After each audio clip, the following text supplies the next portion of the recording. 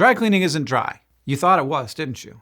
It's not. They call it dry cleaning because it doesn't wet your clothes with water the way your washing machine does, but it still uses wet chemicals to clean fabrics. Those chemicals can be pretty toxic, which is nothing new. For as long as dry cleaning has been a thing, we've known it's pretty bad for us. So you'd think maybe we would have done something about that by now. And the good news is, we have. The bad news is, every time we come up with a promising new chemical, we discover some new problem with it. But researchers are finally getting close to identifying that elusive substance that can remove grease stains, not poison the neighborhood, and clean up dry cleaning's reputation.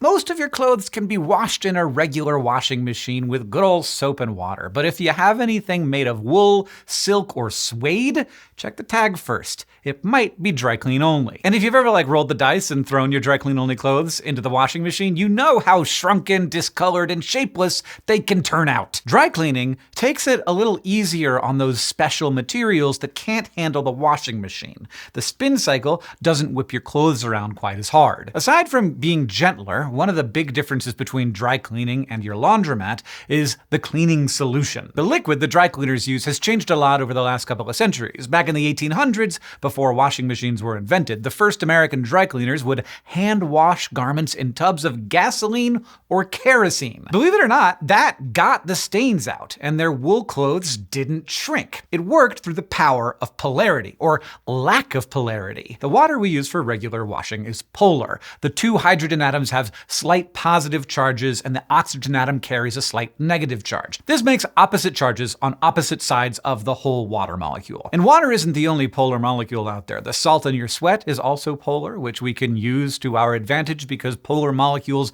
dissolve other polar molecules. So washing your clothes in water gets rid of the salty sweat on them. But not all molecules are arranged with their charges on opposite sides like that. Greases and oils are nonpolar. While individual atoms within each molecule might carry a slight charge, the molecule as a whole doesn't have entire areas that trend positive or negative. And we can use that to our advantage too. Like polar water dissolves polar salt, nonpolar gasoline dissolves nonpolar oils. That's why certain tough oil stains need dry cleaning. This concept of polarity is also why certain materials need to be dry cleaned, because salt isn't the only polar thing for water to attack in your washing machine. Natural fibers can also have polar molecules in them, which expand when they absorb water, catch onto each other in the tumble, and tighten the weave, ultimately shrinking your wool clothes in a regular washing machine. Most dry cleaning solvents, including older ones like kerosene, are nonpolar, so they can draw out stubborn grime that water just can't wash out,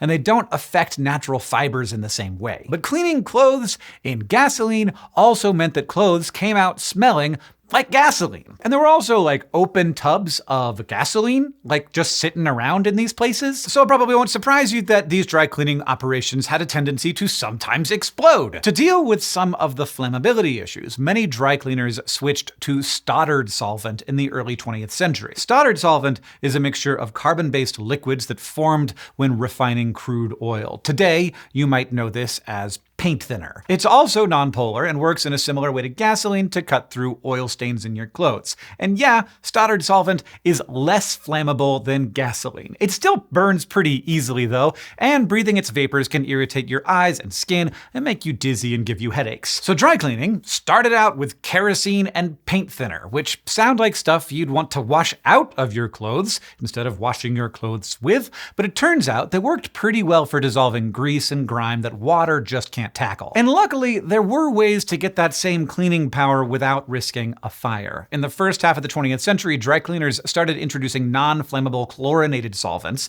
These are chemicals that have chlorine atoms attached to a carbon backbone. Popular options included carbon tetrachloride, trichloroethylene, and perchloroethylene, otherwise known as Perk. And some people really seem to like Perk. Since the 1940s, Perk has been the most commonly used dry cleaning fluid in the US and Europe. Just like gasoline and Stoddard solvent, Perk is nonpolar. It soaks into your clothes and dissolves nonpolar grime without affecting the polar molecules in the fibers. But it is not perfect. Perk doesn't handle polar dirt very well, so you might have to spot clean that stuff with specialized detergents. All in all, though, that was like a pretty manageable downside. For several decades, it seemed like everything was fine. Perk got most of the stains out of dry clean only clothes, and it didn't catch fire. But research began to show that Perk had its problems too. In 1991, the California Air Resources Board identified Perk as a toxic air contaminant, prompting a more in-depth look at its impacts on human health and the environment. Researchers found that breathing in the fumes can cause kidney damage, dizziness, and eye irritation in the short term,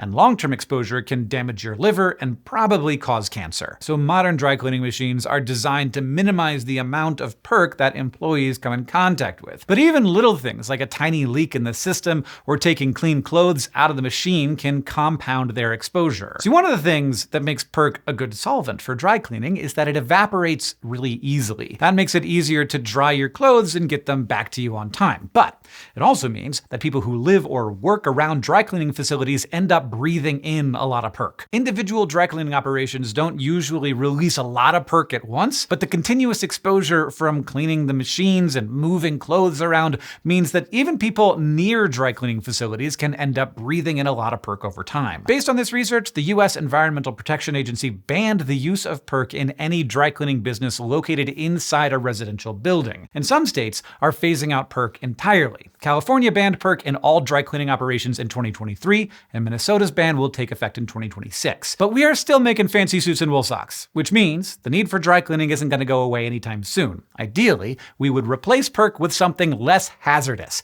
and there are a few options in the works. Before I tell you more about that, though, first, an ad.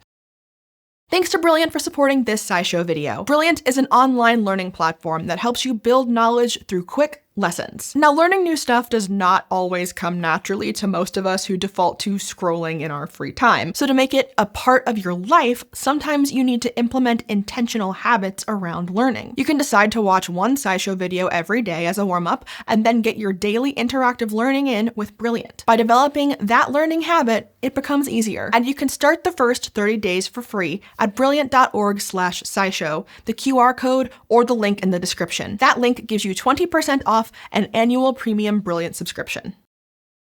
Among the most popular new dry cleaning chemicals are high flashpoint hydrocarbons. These can be several nonpolar solvents, each containing somewhere between 11 and 15 carbon atoms in a long chain. Hydrocarbons are a popular alternative to Perk because we already know they work well. Basically, we're going back to the same class of chemicals as kerosene and gasoline, which still leaves us with the flammability issue, but the newer hydrocarbon mixtures are designed to be less flammable than gasoline and kerosene. There are like a lot of different hydrocarbons in gasoline, but most of them contain 6 or fewer carbon atoms. Longer hydrocarbons, like high flashpoint hydrocarbons, have a large size that allows the molecules to interact with each other more, and that keeps them liquid and makes it harder for them to evaporate. Less evaporation means less flammable vapors, but they are still more flammable than Perk. Another option is butylol. Butylol is mostly made of hydrocarbons, and it cleans your clothes the same way, but it has a few oxygen atoms stuck in the middle of the chain. Those extra oxygen atoms make it somewhat biodegradable. In the presence of water and acid, butylol breaks down into butanol and formaldehyde, and those chemicals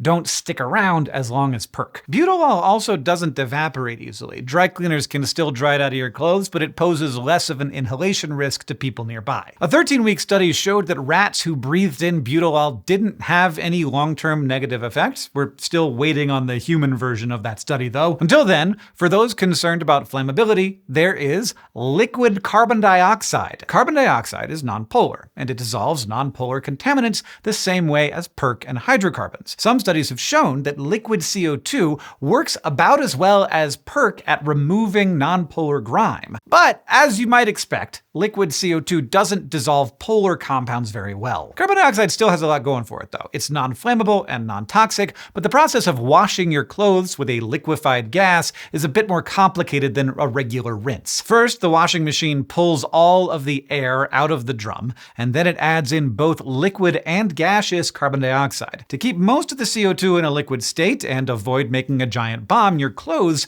get washed under high pressure and at low temperature. When it's time to take the clothes out, a gas compressor pulls the carbon dioxide out of the drum and back into a storage tank so it doesn't get vented into the atmosphere. Now, because carbon dioxide is a gas at room temperature and pressure, it evaporates during this decompression step, no heat or dryer needed. The problem is, because of that process, it doesn't remove stuff like dirt and sand as well as other solvents. Normally, the force of a garment splashing around in a liquid knocks that dirt loose. That force partly depends on the density of the solvent, but liquid CO2 has a very low density, so it's not as effective at shaking out small particles. Since none of those alternatives are perfect, perhaps the safest and most environmentally friendly option is professional wet cleaning. Yes, we are back to using good old-fashioned, non-flammable, non-toxic water instead of carbon-based solvents. Professional wet cleaning is a lot like using a regular washing machine, except the washing machine is super high-tech.